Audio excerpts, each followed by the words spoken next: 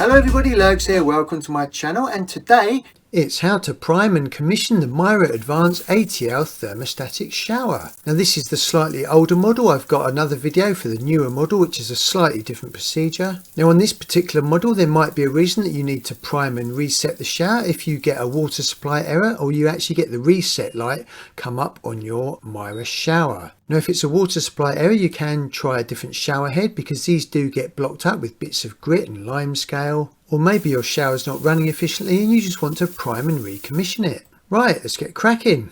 First thing you need to do is turn off the shower at the switch. And just to be double safe, you can switch it off at the RCD unit. Then you need to remove the front panel. You do this by removing this base plate screw. So unscrew that anti-clockwise. This just holds the front panel in place.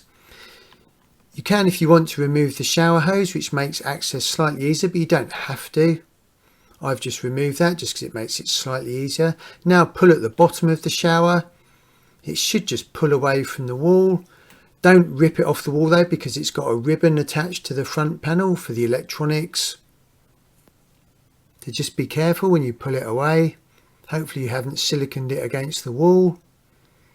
Oh, that's the cover for the electrics. So you need to put that back in. And that's why you don't pull it off really hard.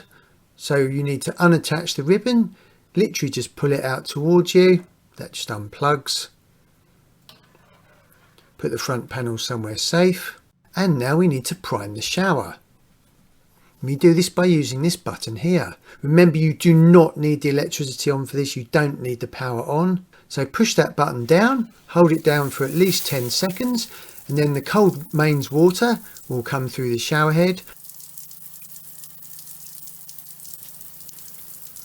Leave it for a little while. Then again, push that button down, hold it down for at least 10 seconds. You will get a little bit of water coming out of the button where that bleed valve is. So afterwards you need to make sure that you mop up any water at the bottom of the base of the shower.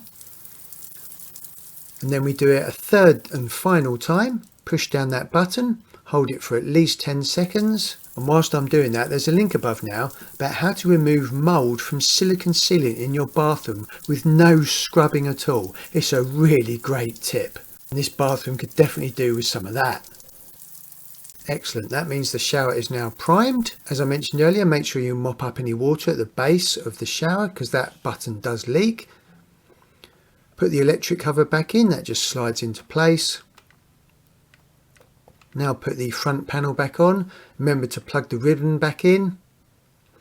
This plug can only go one way up because it's got a little divot in it. Let's just plug that in. Whilst I'm doing that, there's a link above now about how to keep your washing machine hygienically fresh.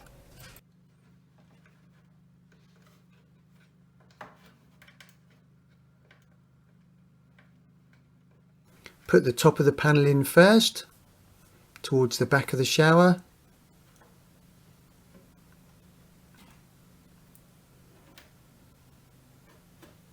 So get that lined up and then push the bottom in. It should all be fairly natural, don't try and force it. There we go.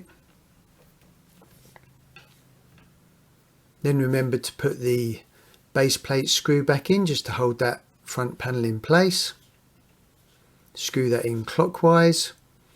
Always put it in with your fingers first, hand tighten it, then get the screwdriver on it and tighten it all the way up.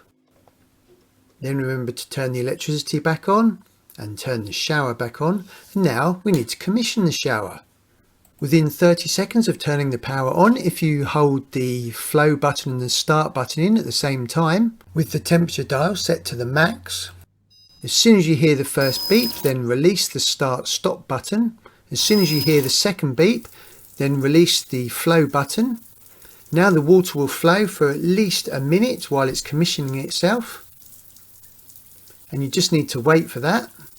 Do not interrupt this cycle at all. So let that finish. Either you'll get an error because you've still got a fault, or it will finish. And once it's finished, you can then turn the shower back on again and set it to the desired temperature. Then press the start stop button to turn it off again. It's important that you let all the water run out the shower head before you switch it off at the main switch. And that is the shower primed and commissioned. If you've still got an error, then you'll have to contact the Mira help desk or your local plumber who deals with Mira electric showers. And after all that hard work, it's time for a lovely cup of tea. Oh. I hope you found that useful. Up here is a link on how to stop your curtains from sticking on the curtain rails. Really good tip. And on this side is how to clean your UPVC guttering so it stays clean. Thank you for visiting my channel, everyone. I really appreciate it.